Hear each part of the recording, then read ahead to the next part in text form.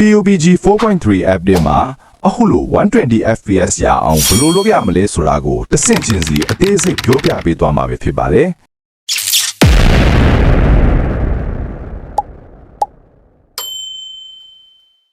120 FPS လောက်ဖို့အတွက်ထုံးစံတိုင်း app လေးနှစ်ခုလိုပါမယ်။အဲ့ဒါကတော့ Shizuku app နဲ့90 FPS app ပဲဖြစ်ပါတယ်။ Shizuku app download လုပ်နည်းနဲ့အသုံးပြုနည်းကိုတော့ကျွန်တော်အကောင့်မှာတင်ပေးထားတာရှိတဲ့အတွက်ကြောင့်ကျွန်တော်မလုပ်ပြတော့ပါဘူးဗျ။ဒါပေမဲ့ brother တို့အနေနဲ့ရှာရခတ်နေမယ်ဆိုရင်ကျွန်တော်အခုပြထားတဲ့ Telegram channel ထဲမှာအသုံးပြုနည်းနဲ့ app file ဒီကိုတစုတစည်းတည်းတင်ပေးထားပါတယ်ဗျ။အစမပြေတာလေးတွေရှိလို့ပဲဖြစ်ဖြစ်သိချင်တာလေးတွေရှိလို့ပဲဖြစ်ဖြစ်ကျွန်တော်ရဲ့ Telegram မှာလာရောက်မေးမြန်းလို့ရပါတယ်ဗျ။ကျွန်တော်ဒီတော့ဖြေပြပေးပါမယ်ဗျ။အရင်ဆုံးကျွန်တော် PUBG game တွေကိုအရင်ဝင်ပြမယ်ဗျာ FPS ဘယ်လောက်ရလဲဆိုတာအခုကျွန်တော်တို့ graphics တွေကိုတစ်ချက်ဝင်ကြည့်လိုက်မယ်ဆိုရင် brother တို့မြင်တဲ့အတိုင်းစမှုကြီးရော super smooth ရောမှာ extreme 60 FPS ပဲရနေတဲ့နေဗျာအဲ့တော့ကျွန်တော် Shizuku app အသုံးပြုနေကတူတူပဲမလို့အရင်ကဗီဒီယိုလေးတစ်ချက်ပြပေးမယ်ဗျာ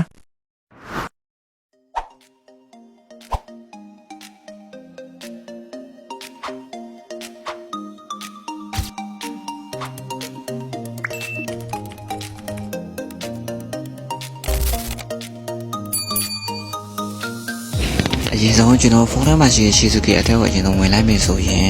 အခုလိုမျိုး Shizuki is not running ဆိုပြီးပေါ်နေလိမ့်မယ်ဗျပြီးသွားရင်တော့ကျွန်တော်ဒီ pairing ဆိုတာလေးကိုတစ်ချက်တက်နေပြပါတက်နေပြီးကျွန်တော်ဒီ notification option ဆိုတာလေးကိုကျွန်တော် on ပေးထားမယ်ဗျ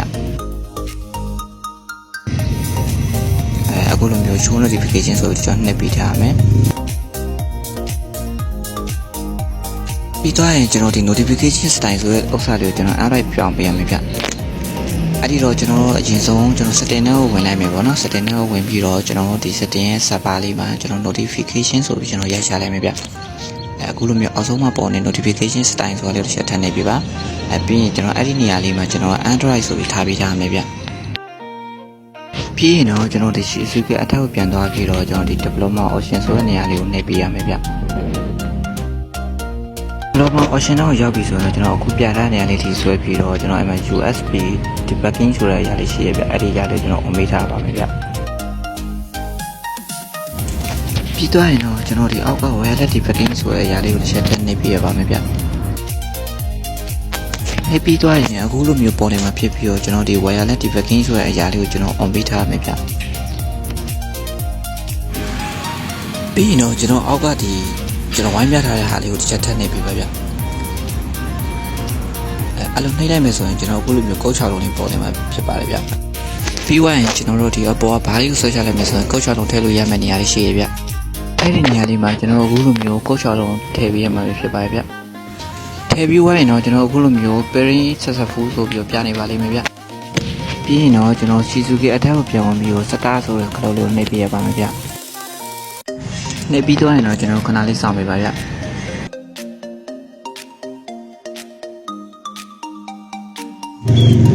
အခုဆိုရင်တော့ Shizuki is running ဆိုပြီးစတဲ့လောက်လုပ်နေပါရဲ့ဗျပြီးရင်တော့ကျွန်တော်ဒီ authorize ဆိုတဲ့နေရာလေးတစ်ချက်ထည့်နေပေးရပါမယ်ဗျဒီနေရာမှာ Bro Shizuki app နဲ့တွဲပြီးတော့သုံးချင်တဲ့ application လေးတွေကို on ပေးမယ်ဆိုရင်တော့ရပါပြီဗျ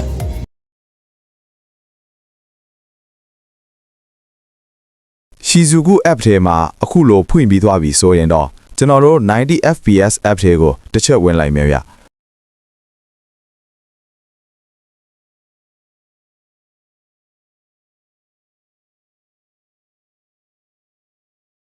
ပြီးသွားရင်ကျွန်တော်အခုပြထားတဲ့ unlock 120 FPS ဆိုတာလေးကိုတစ်ချက်နှိပ်လိုက်မယ်ဗျ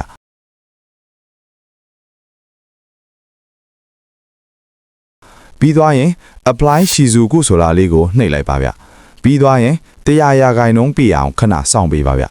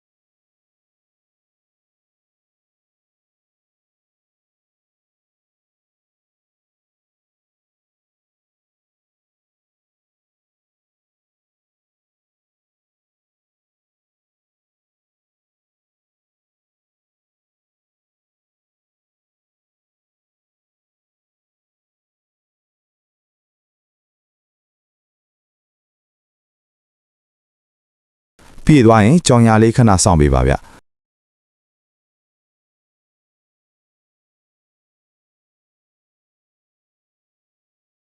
ပြီးသွားရင် launch game ဆိုတာလေးကိုနှိပ်လိုက်ရင် game ထဲကိုဝင်သွားပါလိမ့်မယ်ဗျ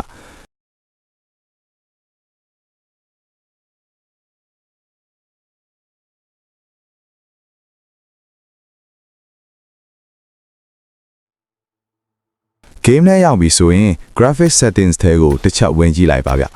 smooth နဲ့ super smooth မှာ ultra extreme 120 fps ရပါလိမ့်မယ်ဗျ brother တို့ထီထားရမယ့်အချက်က game turbo မှာတော့120 fps မရပါဘူးဗျပြီးရင်တော့ iPad view တစ်ခါတည်းလွတ်ပြပေးပါမယ်ဗျ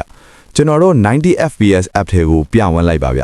ပြီးသွားရင်ကျွန်တော်အခုပြထားတဲ့ iPad view ဆိုတာလေးကိုတစ်ချက်နှိပ်ပေးပါဗျ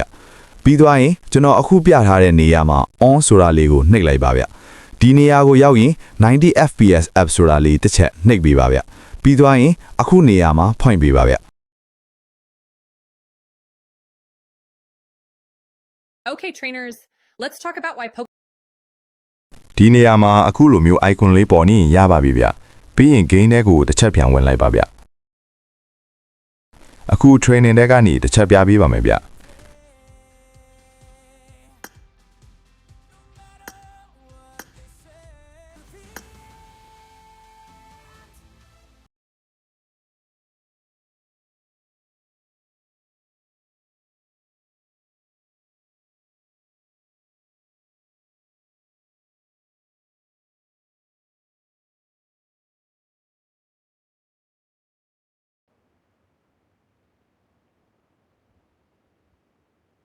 training နဲ့ရောက်ပြီဆိုရင်အခုပြထားတဲ့အဖြူရောင်4000အတုံးလေးကိုလိုချင်တဲ့လောက်ရွှေ့ပေးရင်တော့ရပါပြီဗျဒါပေမဲ့တခုသိထားမှာက brother တို့ရဲ့ phone screen ကလည်းကျုံတော့မှာပဲဖြစ်ပါနေဗျပြီးတော့ brother တို့အခုပြထားတဲ့ကြက်ချေခတ်လေးကိုမနှိပ်လိုက်ပါနဲ့ဗျတကယ်လို့နှိပ်လိုက်မိသွားရင် phone session ပြီး90 fps app ထဲကိုပြန်ဝင်ပြီးအခုလိုမျိုးပြန်လုပ်လိုက်ပါဗျအခုကျွန်တော်လုပ်ပြထားတာတွေကို brother တို့လုပ်တတ်လိမ့်မယ်လို့မျှော်လင့်ပါတယ်ဗျအခုလိုအဆုံးထိလိုက်ပါကြည့်ရှုပေးလို့အကုန်လုံးကိုကျေးဇူးတင်ပါတယ်ဗျကျွန်တော်ရဲ့ YouTube channel လေးကိုလည်း subscribe လုပ်ခြင်းဖြင့်ကူညီပေးခဲ့ပါအောင်ဗျကျွန်တော်ကတော့ gaming by တော်မယ်ဖြစ်ပါတယ်ဗျ